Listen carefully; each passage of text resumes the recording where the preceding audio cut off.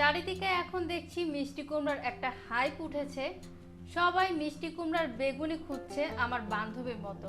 আর এদিকে আমি চিন্তায় আছি এই মিষ্টি কুমড়ার মধ্যে বেগুনির স্বাদটা আসবে কিভাবে। তখন মনে পড়ে গেল আমার বেস্টুর কথা। সে কিন্তু আবার রেসিপি খুঁজছে। ওর মতো এখন হয়তো অনেকেই মিষ্টি কুমড়ার বেগুনি রেসিপি খুঁজছে। এত চিন্তা করে কি লাভ?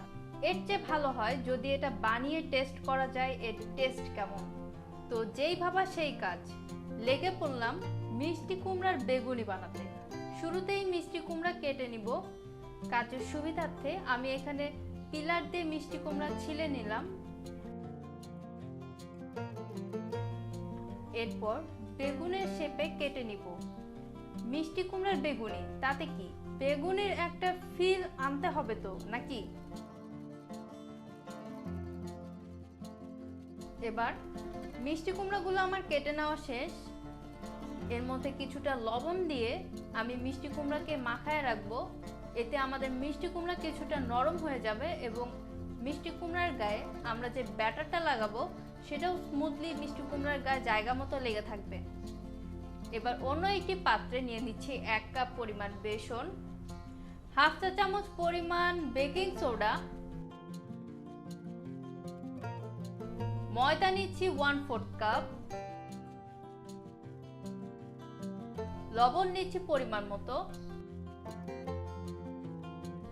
হলুদের গুঁড়া নিচ্ছি হাফ চা চামচ, মরিচের গুঁড়া নিচ্ছি হাফ চা চামচ, ধনিয়ার গুঁড়া নিচ্ছি হাফ চা চামচ এবং পরিমাণ মতো পানি নিয়ে একটা ভালো করে ব্যাটার তৈরি করে নিব।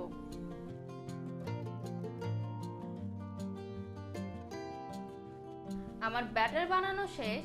এবার এর মধ্যে মিষ্টি কুমড়া দিয়ে ভালো করে মাখিয়ে ডুবো তেলে ভেজে নিব। তেল ঢালার সময় আমার আম্মুর কথা অনেক মনে হয়েছিল। এতগুলো তেল ঢালছি, এটা দেখলে আম্মু নির্ঘাত আমার ঝাড়ু পেটা করতো। যাই হোক, একে একে ভেজে নিলাম আমার সব বেগুনি। সরি, বেগুনি না, মিষ্টি কুমড়ানি। এই হচ্ছে আমার মিষ্টি কুমড়ার ফাইনাল লুক। এই হচ্ছে আমার মিষ্টি কুমড়ার ফাইনাল লুক। দেখতে তো দেখি মাশাআল্লাহ ভালোই হয়েছে।